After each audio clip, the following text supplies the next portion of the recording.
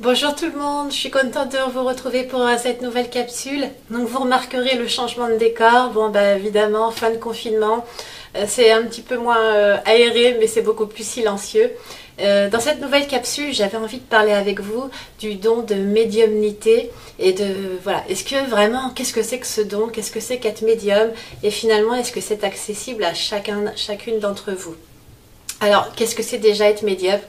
Être médium, bon, l'idée de base qu'on en a, c'est quand même souvent la première idée qui est associée à ce mot, c'est l'idée de communiquer finalement avec des défunts, voire des esprits. En réalité, médium, c'est un petit peu plus que ça. C'est vraiment être canal, utiliser des ressentis subtils qui vont traduire le monde aux autres. On va dire c'est un canal entre l'invisible et le visible, même si je n'aime pas tellement ce terme puisque finalement tout est visible, on va y venir, mais voilà, c'est celui qui est au milieu, au médium, voilà, qui fait l'intermédiaire entre les différents mondes. Donc je vous renvoie à la capsule sur les mondes vibratoires, c'est celui qui sait changer finalement ses vibrations pour s'accorder aux différents mondes vibratoires. Et pour communiquer principalement avec d'autres entités, alors de tout type, hein, des défunts, des guides, des esprits, voire des extraterrestres, en tout cas des entités un petit peu non identifiées. Il y en a pour tous les goûts, il y a des êtres de la nature, il y a tout ce qu'on veut. L'idée c'est de se capter à ces différents mondes et de canaliser donc ces différentes vibrations. Alors, avec quoi on canalise? Finalement, c'est très très simple. On canalise avec notre corps, avec nos 5 sens. D'où l'intérêt, hein, on reviendra sur les chakras plus tard, mais vous comprendrez bien le lien entre le monde spirituel, le monde céleste et le monde corporel, puisque vraiment les deux sont imbriqués et nous avons besoin de notre corps pour décrypter ce monde. Alors, précisément, le premier outil qu'on va pouvoir utiliser en médiumnité, c'est l'intuition. Hein, l'intuition, c'est je sais, mais je ne sais pas pourquoi je sais, mais je sais que je sais. Une évidence qui se présente à nous. Donc ça, c'est un outil qui est très quand même beaucoup lié à notre imagination finalement. Il y a ensuite, ça va passer par nos 5 sens. Donc, alors on peut voir des images, ce qu'on appelle souvent la clairvoyance. Soit on va voir, alors comme un rêve, une espèce de visualisation, plutôt les yeux fermés. On va voir des images, c'est la même chose que les rêves prémonitoires par exemple. Mais on peut aussi avoir parfois des scènes qui deviennent très réelles finalement, j'ai envie de dire, sans fermer les yeux, qui vont se matérialiser quelques instants dans notre réalité. On peut être aussi clair-auditif. Oui, alors les mots je les maîtrise pas très bien, mais bon, en gros c'est les 5 sens. Donc on entend des sons, donc soit des sons extérieurs qui vont...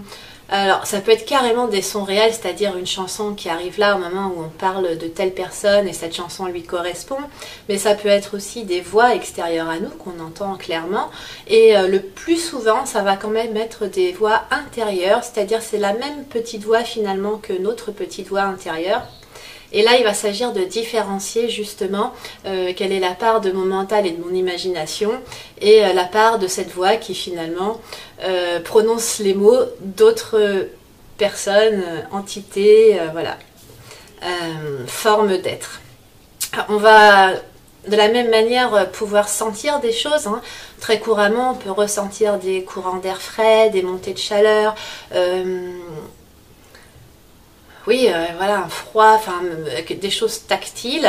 On va pouvoir aussi avoir des odeurs. Ça peut arriver que, alors soit pareil, une présence se manifeste, un parfum subit, hein, un parfum, alors soit de corps, soit une alimentation, enfin un épice, voilà, quelque chose qui va se manifester à nous. Ça peut être aussi des odeurs désagréables, plutôt nauséabondes, quand voilà, la personne porte beaucoup de charges lourdes énergétiques. Alors après, tout le monde n'a pas ces 5 sens qui sont, enfin ces 5 canaux, c'est même ces 6 canaux qui sont vraiment développés. Ça c'est vraiment très aléatoire, ça va dépendre de tout un chacun. Il y a des gens dont je fais partie qui vont presque naître comme ça, avec tous leurs canaux ouverts.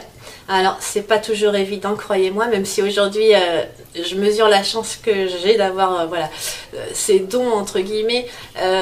C'est pas toujours évident au début, mais bon voilà, on peut naître avec tous ces sens déjà au plein potentiel, j'ai envie de dire.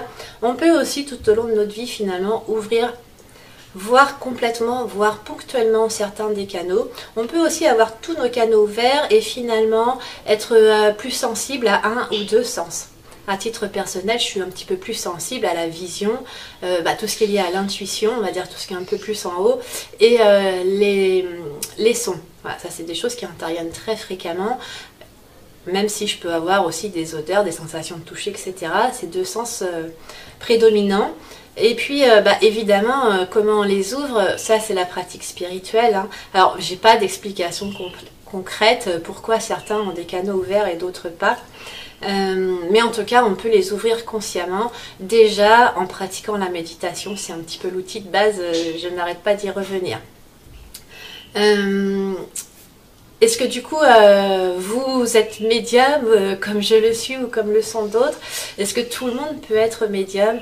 Eh bien, oui, oui, oui. Alors, c'est un sujet parfois polémique au sein des magnétiseurs, avec certains magnétiseurs qui vont défendre l'idée qu'il s'agit d'un don uniquement transmissible par la famille. Et il est vrai que j'ai un grand-père qui est coupeur de feu, mais vraiment, en plus avec toutes les hausses vibratoires qu'on a dernièrement, c'est vraiment à la portée de tout le monde. Je le sais pour proposer régulièrement des ateliers, des formations, où des gens qui sont complètement fermés, voire même des sceptiques, finalement repartent de ces ateliers et formations avec tous ces canaux ouverts, ou du moins leurs principaux canaux bien ouverts.